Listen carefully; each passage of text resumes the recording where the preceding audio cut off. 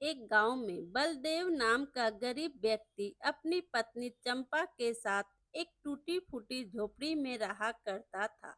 बलदेव गांव में सबसे धनवान और क्रूर व्यक्ति लखन की हवेली में साफ सफाई का काम किया करता था। एक दिन बलदेव काम पर जा रहा था कि तभी उसकी पत्नी चंपा उससे कहती है, अजी सुनिए, कल मैं पुराने बक्से में कुछ पुराने कपड़े ढूंढ रही थी। वो बक्सा आपके पिताजी का था। मुझे उस बक्से में एक कागज मिला है और उस कागज ने मुझे आश्चर्य में डाल दिया। लाओ मुझे भी दिखाओ, ऐसा कौन सा कागज है जिसने तुम्हें आश्चर्य में डाल दिया है।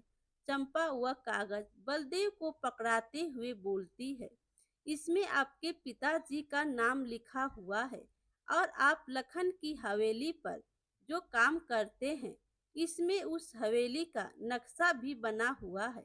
बलदेव उस कागज को पढ़ते हुए आश्चर्य से बोला, चंपा, इस कागज के अनुसार तो पिताजी लखन की हवेली के मालिक थे।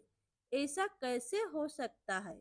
मैं यह कागज मुखिया जी को दिखाऊंगा।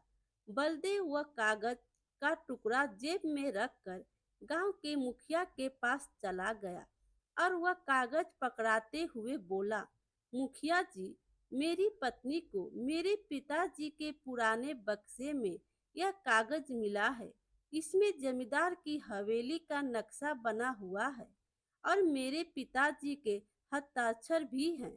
मुखिया जी उस कागज को देखकर बलदेव की ओर उदास होकर कहता है, बलदेव, यह एक रहस्य है जो शायद गांव के हर एक व्यक्ति को पता है, लेकिन तुम कितने अभागे हो जो तुम्हें नहीं पता। फिर बलदेव कहता है, साफ साफ बताइए मुखिया जी, आप कहना क्या चाहते हैं? बलदेव, तुम्हारे पिताजी और लखन किसी समय किसी जमाने में बहुत गहरे मित्र थे। एक दिन तुम्हारे पिता अचानक से धनवान बन गए और लखन तुम्हारे पिता की हवेली में नौकरी करने लगा। परंतु तुम्हारे जन्म के बाद अचानक से तुम्हारे माता पिता स्वर्ग सिधार गए। लखन ने तुम्हारी परवरिश की और तुम्हारा विवाह किया, तुम्हें तुम्हारी हवेली में नौकर बना दिया। बलदेव अपने मन में कई सवाल लिए हुए लखन की हवेली में पहुंचा। बलदेव को देखकर लखन क्रोधित होते हुए कहता है, यह कोई समय काम पर आने का समय है? बलदेव, हवेली कितनी गंदी पड़ी हुई है, तुम कहाँ थे? फिर बलदेव कहता है, मैंने मुखिया जी से बात की और उन्होंने बताया कि इस हवेली के मालिक मेरे पिताजी थे। आखिर यह क्या रहस्य है? फिर लखन कहता है, अच्छा, तो तू गांव के लोगों बहकावे में आ रहा है? अरे तेरे माता पिता तो तुझे जन्म देने के बाद ही चल बसे थे। मैंने तुझे पाल पोस कर बड़ा किया, नमक हराम, और तुझे रहने के लिए झोपड़ी दी, और तू इस हवेली को अपने पिता की हवेली बता रहा है। इतना कहकर लखन ने बलदेव को अपनी हवेली से बाहर निकाल दिया। बलदेव मुंह लटकाकर अपनी झोपड़ी में आ गया। घर पर उसकी पत्नी चंपा कहती है, क्या हुआ, आप इतनी जल्दी कैसे आ गए? बलदेव सारी घटना बताता है। मालिक ने मुझे हवेली के काम से निकाल दिया। फिर उसकी पत्नी कहती है, आखिर आपको क्या जरूरत थी उनसे यह सब पूछने की? अब हम क्या करेंगे? इस गांव में आपको कौन काम देगा?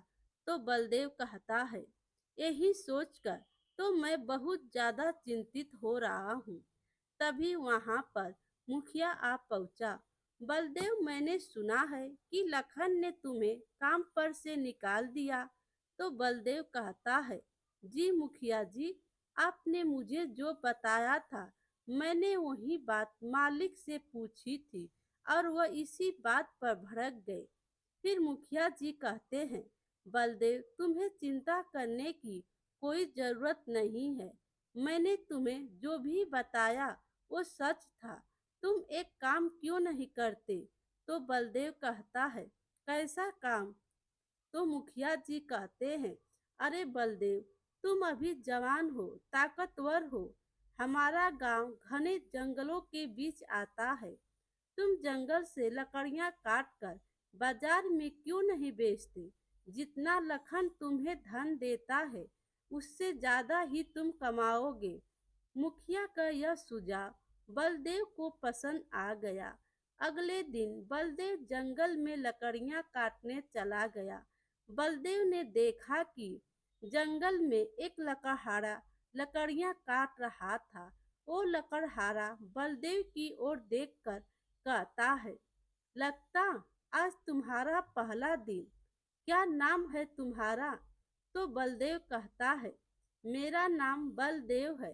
तभी बलदेव की नजर सामने घने पेड़ों पर पड़ी।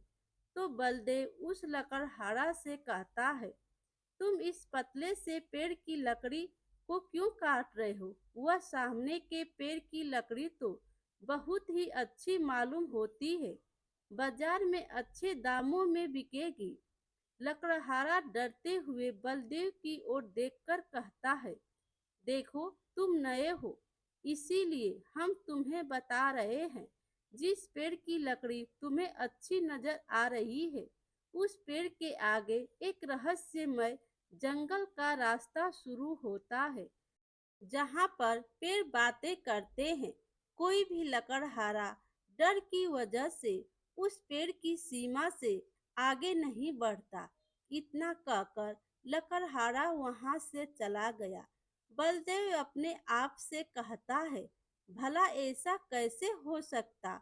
मैं तो उसी पेड़ की लकड़ी काटूं।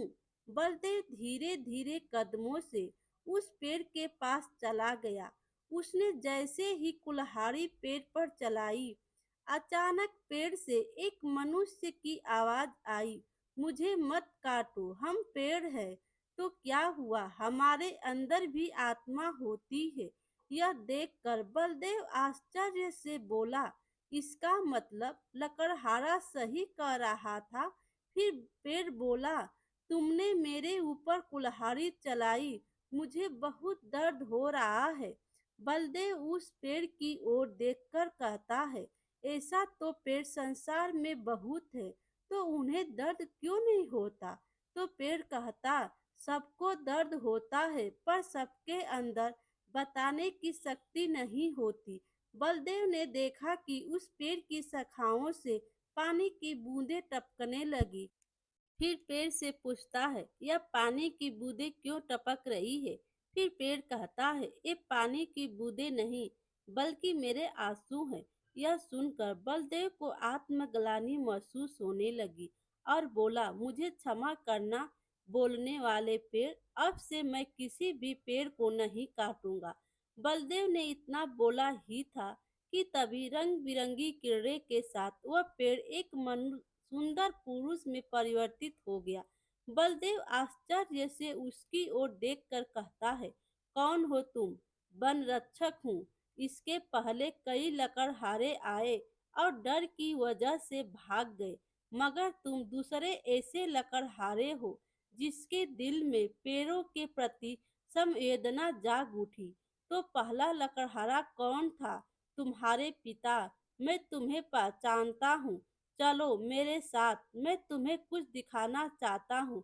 वन रक्षक बलदेव को उस जंगल के अंदर ले जाता है।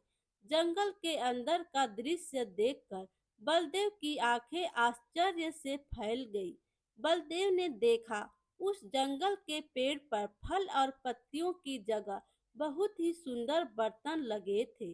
तो बलदेव कहता है, यह तो बड़ा ही अजीब जंगल है। इसके पेड़ पर तो पत्तों और फल की जगह बर्तन लग रहे हैं। तो वन रक्षक कहते हैं, तुमने बिल्कुल सही कहा, यह जादुई बर्तन का जंगल है। बहुत समय पहले तुम्हारे पिता इस जंगल में आए थे और मैंने उन्हें भेंट स्वरूप एक जादुई बर्तन दिया था। वह उस जादुई बर्तन से जितना भी धन मांगते, वह जादुई बर्तन उन्हें दे देता था। उस जादुई बर्तन की सहायता से वह बहुत अमीर व्यक्ति बन गए। अमीर बनने के बाद वह अपने गांव व्यक्तियों की मदद भी करते थे और यही बात उनके मित्र लखन को पसंद नहीं आई। अपनी गरीबी की दुहाई देकर तुम्हारे पिता की हवेली में नौकरी के बहाने तुम्हारे पिता पर नजर रखने लगा और वह उस जादुई बर्तन का रहस्य जान गया। उसने तुम्हारे पिता से जादुई बर्तन के बारे में बहुत पूछा, मगर उन्होंने मना कर दिया। लखन ने गुस्से में आकर तुम्हारे पिता और तुम्हारी माँ की रहस्यमयी तरीके से हत्या करवा दी और बदले की भावना में तुम्हें तुम्हारी ही हवेली का नौकर बना दिया। इतना कहकर वन रक्षक ने एक बड़ा बर्तन बलदेव को पकड़ा दिया और बोला, इस बर्तन से तुम जितना भी धन मांगोगे यह बर्तन तुम्हें उतना धन दे देगा। मुझे पता है कि जब लखन तुम्हें धनवान होते हुए देखेगा तब वह तुम्हारे पास भी धनवान होने का रहस्य पता करने के लिए आएगा, मगर तुम अपने पिता की तरह उससे कुछ मत छुपाना, उसे यहाँ पर लेकर आना। तो बलदेव कहता है, लेकिन क्यों? जब तुम उसे यहाँ पर लेकर आओगे तब स्वयं जान जाओगे। बलदेव खुशी खुशी उस बर्तन के जंगल से जादुई का बर्तन लेकर अपने घर आया और सारी घटना अपनी पत्नी को बताया। अब हम गरीबी में नहीं रहेंगे अजी, तो फिर इस जादुई बर्तन से बहुत सारा सोना चांदी मांग कर देखते हैं। बलदेव जादुई बर्तन की ओर देखकर कहता है, जादुई बर्तन, मुझे बहुत सारा सोना चांदी और हीरे दे दो। अगले ही पल रंग बिरंगी किरणों के साथ जादुई बर्तन में सोने चांदी और हीरो का ढेर लग गया। फिर चंपा कहती है, यह तो सचमुच जादुई बर्तन निकला। कुछ ही दिनों में बलदेव अपने गांव का सबसे अमीर व्यक्ति बन गया। बलदेव की हवेली अब लखन की हवेली से भी बहुत ज्यादा सुंदर थी। बलदेव की तरक्की लखन से देखी नहीं गई। वह एक दिन गुस्से से बलदेव के पास आकर कहता है, तू तो मेरी हवेली में साफ सफाई और नौकर का काम करता था, तेरे पास इतना धन कहाँ से आ गया? तो बलदेव कहता है, मुझे तुम्हारा ही इंतजार था मालिक। दरअसल मेरे पास एक जादुई बर्तन है जिससे मैं जितना भी चाहे सोना चांदी हीरे मांगू वह मुझे दे देता है। अगर तुम चाहो कि ऐसा बर्तन तुम्हारे पास हो तो फिर तुम्हें मेरे साथ जादुई बर्तन के जंगल में चलना होगा। लखन मुस्कुराते हुए बलदेव से कहा, तुम अपने पिता की तरह मूर्ख नहीं हो। उसके पास भी ऐसा ही रहस्यमयी बर्तन था और मैंने उससे बहुत पूछा था कि आखिर उसे वह बर्तन कहाँ मिला, लेकिन उसने कभी नहीं बताया। तो बलदेव कहता है, तुमने सही कहा, चलो मेरे साथ। कुछ ही देर में बलदेव लखन को जादुई बर्तन के जंगल में ले आया। लखन उस जंगल को देखकर आश्चर्य से कहता है, यह तो बड़ा ही अजीबो गरीब जंगल है। तभी रंग बिरंगी किरणों के साथ वहां पर वन रक्षक प्रकट हो गया और गुस्से से लखन की ओर देखकर बोला, तुम यहाँ पर आ गए हो लेकिन कभी वापस नहीं जाओगे। इस जादुई जंगल के पेड़ पर जितने बर्तन लटक रहे हैं उसमें से कुछ लगे हुए जादुई बर्तन तो वो मनुष्य हैं जिनके मन में लालच और ईर्ष्या भरी हुई थी। तुमने बलदेव के माता पिता की हत्या करवाकर बलदेव से उसका बचपन छीन लिया, तुम्हें इसका दंड अवश्य मिलेगा। तो लखन कहता है, तुम इस बारे में कैसे जानते हो? क्योंकि मैं ही वह वन रक्षक हूँ जिसने बलदेव के पिता को वह जादुई बर्तन दिया था। मैं जानता था कि मोहन का पुत्र एक ना एक दिन जंगल में जरूर आएगा और मैं उसी से उसके पिता की हत्यारा को यहाँ बुलाऊंगा और उसे सजा दूंगा। अब तुम अपना पूरा जीवन इसी जादुई बर्तन के जंगल में किसी पेड़ पर बर्तन बन के लटकते रहोगे। अचानक वन रक्षक की आंखों से रंग बिरंगी किरणें निकलने लगी और लखन बर्तन बनकर एक पेड़ की शाखा पर लटक गया। वन रक्षक मुस्कुराते हुए बलदेव से कहता है, तुम्हारे माता पिता के हत्यारे को सजा मिल चुकी है। इतना कहकर वन रक्षक वहां से गायब हो गया और बलदेव मुस्कुराता हुआ अपने घर चला आया। मेरे प्यारे दोस्तों, कहानी अच्छी लगी हो तो लाइक कीजिए और अपने दोस्तों में शेयर कीजिए और चैनल पर नए हो तो चैनल को सब्सक्राइब कीजिए। थैंक